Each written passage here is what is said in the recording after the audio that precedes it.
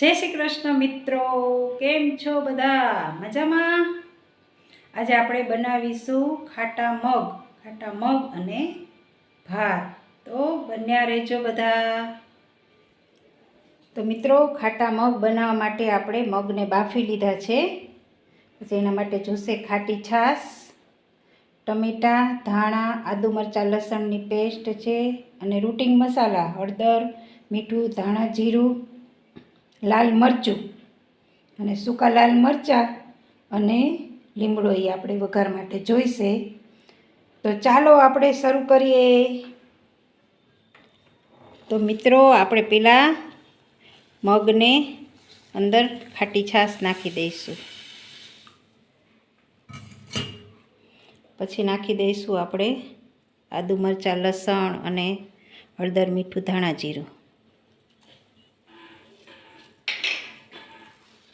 પછી નાખી દઈશું ટમેટાં, થોડાક ધાણા,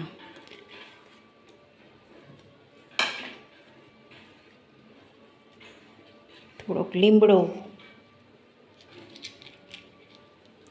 થોડુંક લાલ મરચું. પછી મિક્સ બધું કરી અને આપણે એને ઉકાળી લઈશું.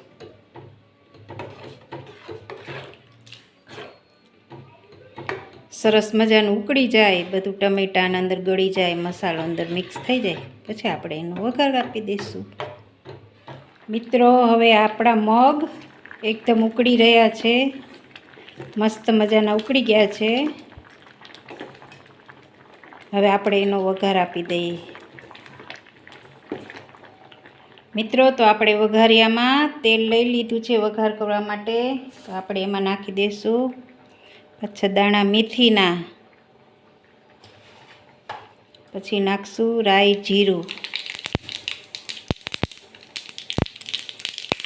સૂકા મરચાં, પછી નાખશું હિંગ, પછી નાખશું આપણે લીમડો. પછી આપણે વઘાર નાખી દઈશું મગમાં.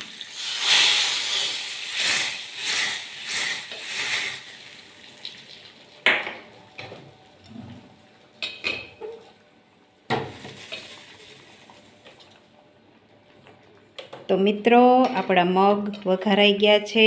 ખાટા મગ અને ભાત મસ્ત લાગે છે. આ મગ સાથે રોટલો પણ ભાવે છે. તો મિત્રો, તમે કેવી રીતે બનાવો છો ખાટા મગ અથવા મગ, તે મને કમેન્ટમાં કહેજો. હવે નાખી દઈશું આપણે ઉપર વાલા વાલા ધાણા.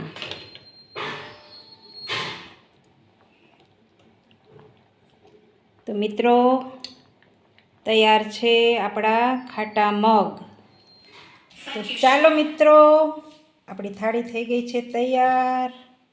મગ, ભાત, બટેકા મરચાંનો સંભારો છે અને રોટલી છે. તો ચાલો બધા જમવા.